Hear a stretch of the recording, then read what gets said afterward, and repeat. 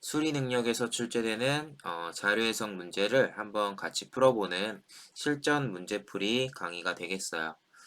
이번에는 이전과는 달리 실전 문제풀이니까 실제 시험에 나올 만한 이런 문제 하나 또는 두 개 정도 제가 이렇게 보여드리면서 관련된 내용을 설명을 드릴 거고요. 기본 강의에서 설명했던 내용은 생략하고 좀 실전에 가까운 설명을 좀 하면서 풀이를 해보도록 하겠습니다. 자, 어떤 문제를 저희가 이제 풀어볼 거냐면요. 자주 출제되는 문제인 것도 좋겠지만, 많은 분들이 까다로워하는 그런 유형들을 풀어볼 거예요.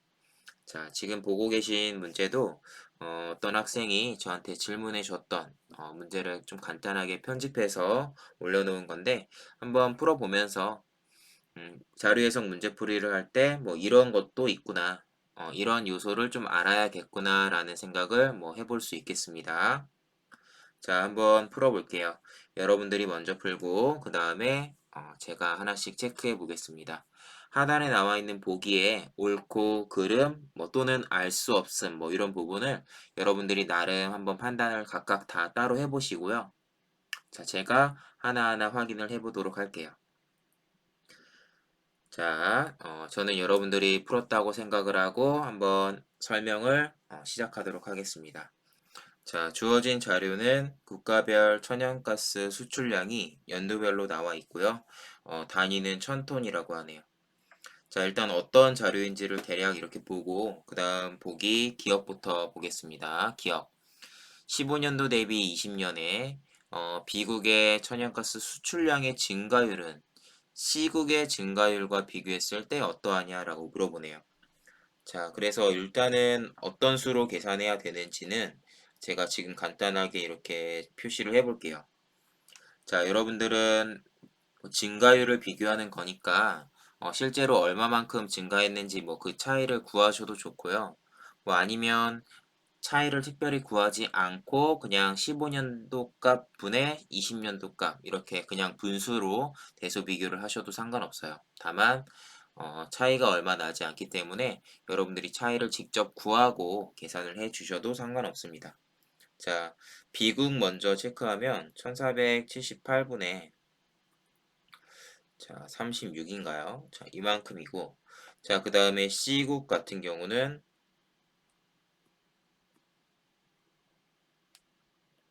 자,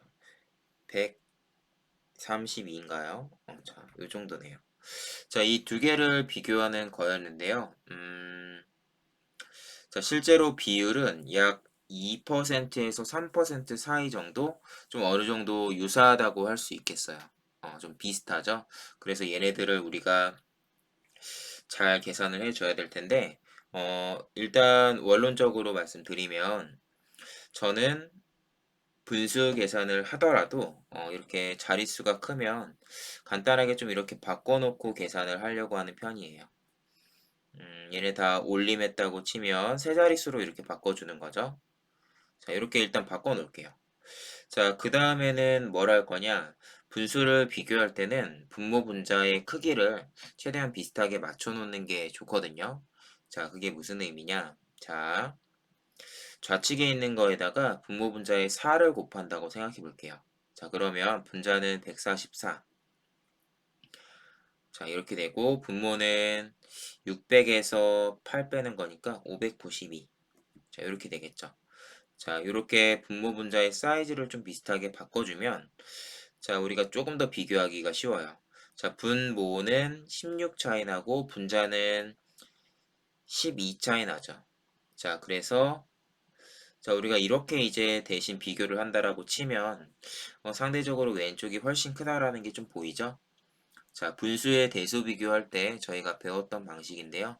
결과적으로는 어, B국의 수출량의 증가율이 더 크다라는 걸 이렇게 확인을 할 수 있었습니다. 네. 자, 이런 느낌으로 보시면 될 것 같고요. 자, 그러면 니은 한번 보도록 할게요.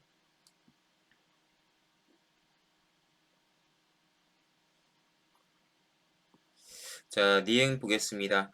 B국의 연평균 천연가스 수출량이 얼마 이상이다라고 하죠.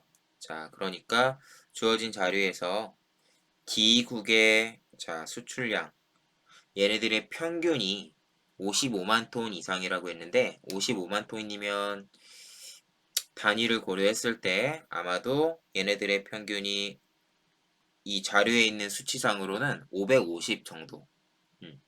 이거보다 더 크다라고 이렇게 얘기하는 거거든요. 자, 이렇게 평균에 대해서 물어보는 애들은 여러분들 거의 가평균이라는 개념을 이제 떠올리면 좀 쉽게 풀 수 있다라는 걸 기억을 해주시면 좋아요. 이제 무슨 말이냐면 평균이 얼마보다 더 크냐 또는 작냐 이런 걸 물어볼 때는 지금 딱 우리에게 질문한 그 55만 톤 얘를 기준으로 했을 때 연도별로 요거보다 얼마나 더 많이 또는 적게 수출하고 있는지를 간단하게 체크해서 그 55만보다 더 넘는 부분, 초과분이 더 많은지 부족한 부분이 더 많은지를 좀 비교하는 방식으로 보면 돼요. 자, 무슨 의미냐? 제가 표에다가 바로 써가면서 풀이를 해볼게요. 자, 20년도 같은 경우는 55만에 비해서 자, 이렇게 6만 톤, 6만 톤 더 부족하죠? 단위는 생략하고 이렇게 숫자만 보고 얘기하겠습니다. 60만큼 부족하고요. 자, 그 아래는 5만큼. 자, 그 다음에는 40만큼 남고 24 남고요. 자, 그 다음에 4만큼 남고 그 다음에 이제 모자란 게 이제 72 정도 모자란데 자, 제가 지금 55만 그러니까 이 자료상에서 550이라는 숫자 요거랑 비교했을 때 연도별로 얼마나 남고 부족한지를 체크해 봤죠. 자, 제가 지금 체크한 요 숫자들의 합계가 자, 0과 같다면 이 말은 얘네들의 평균이 그대로 가평균값 그러니까 550 단위는 생략해요. 이거와 같다라는 의미고요. 합계가 0보다 더 크다라는 거는 550보다 더 많이 남는다라는 의미여서 평균 자체도 550보다 더 크다라는 의미고 합계가 0보다 작다면 똑같아요. 평균이 550보다 더 적다, 모자란다라는 이런 의미입니다. 보시면 아시겠지만 저희가 지금 550을 가평균으로 삼은 거고 그것 기준으로 숫자 차이가 얼마가 나는지 확인했는데 자, 걔네들의 합계가 0이냐 또는 0보다 크냐 작냐 이거 가지고 자, 평균값이 550을 기준으로 걔보다 크고 작은지 뭐 이런 것들을 확인할 수 있거든요. 부등호의 방향이 동일하다는 거 여러분들 기억하시면 좋겠어요. 자, 이 원리인데 뭐 보시면 아시겠지만 제가 보니까 비슷한 애들 이렇게 좀 소거한다고 치면 마이너스 쪽이 훨씬 크게 남은 것 같아요. 그러니까 얘네들의 합계가 음수고 평균이 자, 550보다 더 작다라고 나오죠. 그래서 단위까지 고려해서 55만 톤 이상이다라는 이 내용은 잘못됐다라고 이렇게 확인할 수 있습니다. 자, 여러분들 가평균 활용하는 건데요. 가평균에 대한 설명은 제가 기본 강의에선 설명을 드리지 않았지만 지금 충분히 설명드린 것 같고 여러분들은 간단한 수로 가평균을 이용해서 실제로 평균값을 이렇게 가늠해 보는 연습을 해보시면 좋겠네요. 자, 디귿에 대한 설명 마무리하겠습니다.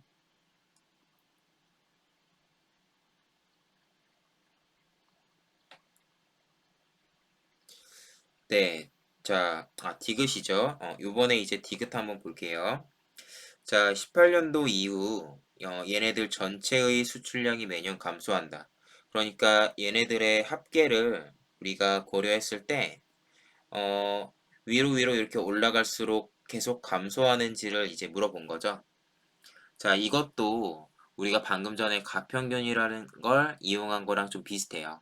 뭐냐면 바로 이제 직전 연도랑 그 다음에 그 당해 연도를 이렇게 비교하면서 직전 연도에 비해서 감소했다면 얼마나 감소했고 증가했다면 얼마나 증가했는지를 항목별로 이렇게 보고 전체적으로 봤을 때 감소한 부분이 더 많은지 증가한 부분이 더 많은지 이런 것들을 따지는 거죠.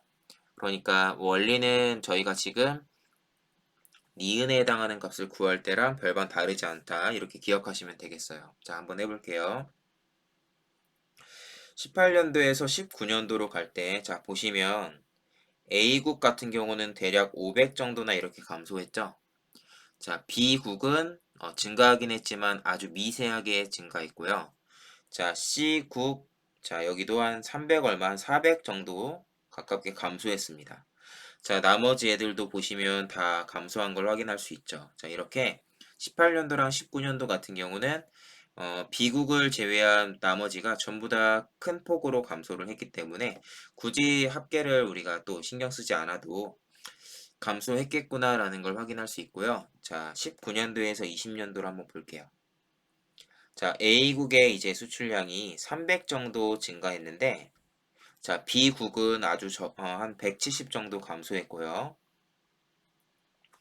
자, C국이 엄청 많이 감소했죠. 한 600 정도는 감소했어요.